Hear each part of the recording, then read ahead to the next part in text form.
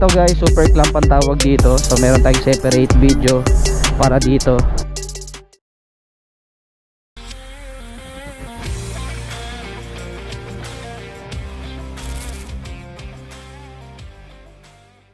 So, bali for today's video guys, mag-unboxing lang tayo ng bagong action camera na binili natin last time nung pumunta tayo ng Nuvali.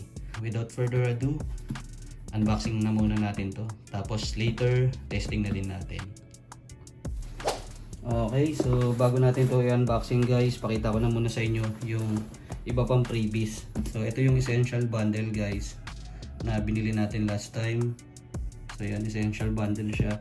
So, bago ko siya i-unboxing, pakita ko na muna sa inyo yung iba pang freebies. So, tingnan natin yung iba pang laman. Hindi ko pa ito na-check. So, yun. Dalawang set ng sticker. Insta360 na badge. So, yun lang guys ang kasama niya. So, itabi na natin to. Bali, buksan na natin siya.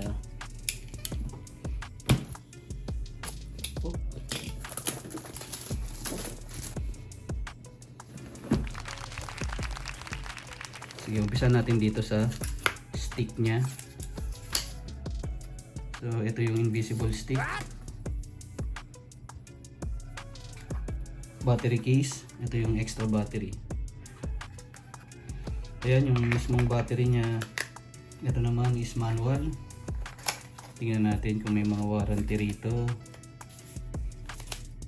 Tapos sunod guys is ito ng mismong Insta360 case.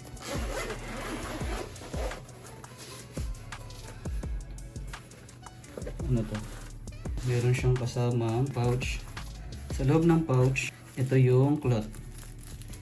So yan. Tapos USB cable for file transfer o kaya pang charging. Wala na. So sunod natin is itong standard lens. So yan, nandito na rin yung mismong parang manual niya sa mismong box niya. So guys, hindi ito yung pampalit doon sa mismong lens kapag nabasag. Separate pa yung binibili. Bukas tayo ng isa kung ano itsura niya. So yun, ganyan ang itsura niya guys. So, diyan ka muna sa loob. Tapos ito, isa rin to sa reason kaya essential yung kinuha natin guys. So dahil dalawa na yung battery niya, may battery to sa loob, tapos meron na rin siyang extra battery. So bali dalawang battery na sa loob ng essential bundle. Nice. Tapos meron pa siyang sariling charger. So yan, pang Insta360 X5 talaga. Oh, ano yun? Memory card slot. Baka malagayan ng memory card. Huh? Ano na? Ayun. Ayun. Umilaw siya. Tapos pag tatanggalin, yun lang, paano itong tanggalin? Teka lang guys, ayun, pipindutin nyo lang itong dalawa, tapos ko siya siyang mag-i-eject. Yun pala yung purpose guys ng spring dun sa loob. May spring siya sa loob. Oh. Galing, ayos. Okay yun ah. Galing ah. So tabi na natin. Okay. And last but not the least guys, syempre is itong ating unit ng Insta360 X5. So meron na rin siyang kasamang protective cap. Ewan ko kung yun ba ang tawag doon. Natin. Galing. Okay. So yun, ganun siya. Buksan ko na ba guys? Paano to? Tingnan nga natin kung same thing lang rin. Pag pinindot ko ba to, mag-i-eject to. Oh, ayun. Galing ah. Sorry guys na amaze ako rito eh. So yun, may string din pala siya. Tapos ang lagay ng memory card. Yung memory card guys, hindi pa kasama. Pero bumili na rin ako yan guys. Napaghandaan na natin yan. So ang binili natin is itong Insta360 din.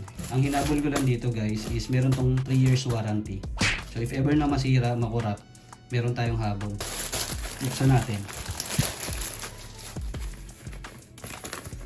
Ito yung pinaka mismong warranty card niya or warranty na pwede natin gamitin siguro. Share lang naman.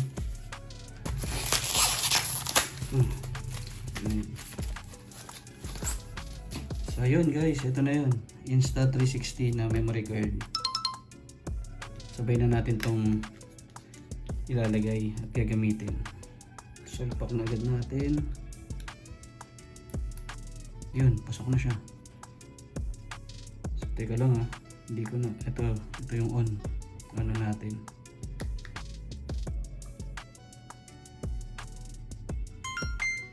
Yun, nakita nyo guys. Nakita nyo wala akong digong itsura. So I think guys, hanggang dito na lang muna yung unboxing natin. As long as napakita ko naman sa inyo kung ano yung mga kasama dun sa essential bundle, okay na yun. Tapos yung memory card, check natin kung working siya para if ever na mayroong issue, maibalik natin agad. Meron naman tayong video. So i-connect ko lang muna to sa phone ko. Tapos later, papakita ko sa inyo yung mga kuha natin gamit tong Insta360 na X5. Patayin na muna natin. Iinit agad oh.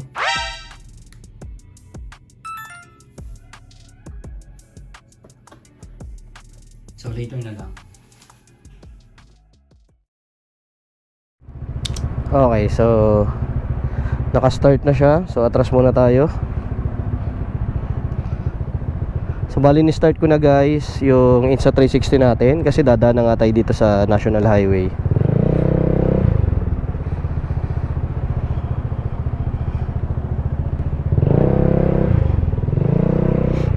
So ibig sabihin kahit na lubak tayo, pero short period lang naman yung nangyaring lubak, pero stable pa rin siya. So yun, let's G.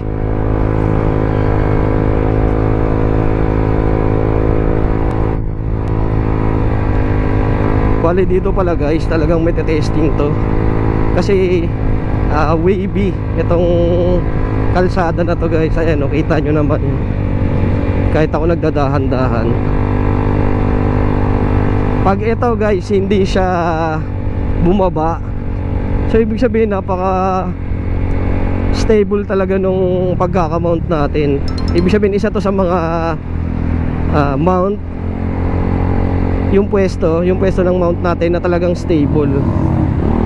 Kapag hindi siya bumaba, nakarating ako ng GMA bali ito kasi ngayon guys, Carmona to. So paakyat nito is GMA pag kumanan ka. Pero pag tumagos ka naman, yun, papunta na yun ng Dasma, Bacoor, Imus, Tagaytay, yung mga ganun.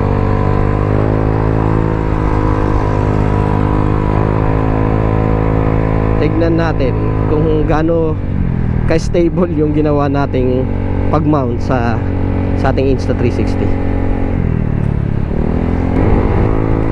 Ang mabigat-bigat nga lang dito guys, naka 8K resolution siya. Matagal siya bago mag-download. Pero syempre, gano'n naman talaga. Mas magandang video recordings. Syempre, mas kakain talaga siya ng maraming memory and battery. Tapos siguro dahil medyo mahaba tong daylight na testing natin, yung nighttime saglitin lang natin, pakita natin ng saglit. So I think dito ko na lang tatapusin tong recordings guys. Akit lang tayo ng McDo, tapos i-stop na natin yung recordings. Tapos next naman natin guys is yung nighttime.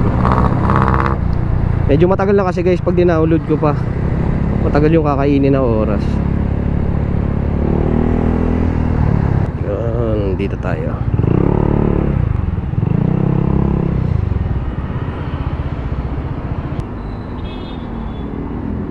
So yun, next na natin guys is yung night time. Testing natin siya ng gabi.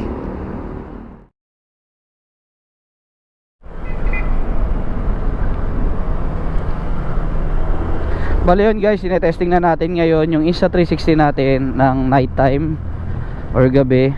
So ganito lang natin siya i-mount dito sa ating Honda Giorno. So ito guys, super clamp ang tawag dito. So meron tayong separate video para dito. So bibigyan ko kayo ng detalye kung gaano kabisa to. So kita nyo naman, ganito lang natin clamp yung Insta360 natin. So ito yung selfie stick, tapos ayun yung Insta360, tapos wala yung any other support. Nice. Pero syempre kung papahabain ko yan guys, mas lalagyan ko na yan ng suporta, another double head clamp, para sure na hindi siya mapuputol or hindi siya makalog, yung magde-dribble siya. Okay, so yan, kung ano man yung nakikita nyo ngayon, kung ano man yung nare-record natin, so ganyan ang recordings niya kapag gabi. Alright,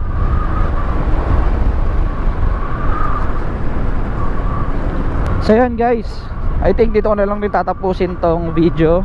So if ever meron kayong mga katanungan, clarification or any suggestion, i-comment nyo lang sa i-upload natin video para dito guys. Then kung sa tingin nyo naman naging interesting tong video natin, please like, share and subscribe na lang din para updated kayo sa mga susunod nating uploads. Okay, so I think hanggang dito na lang guys. Salamat and see you in the next one.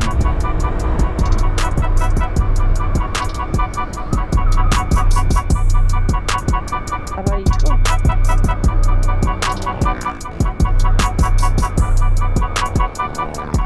Karabas yung mga jeep oh. Kumakain ng linya. Okay, kakaliwa na tayo.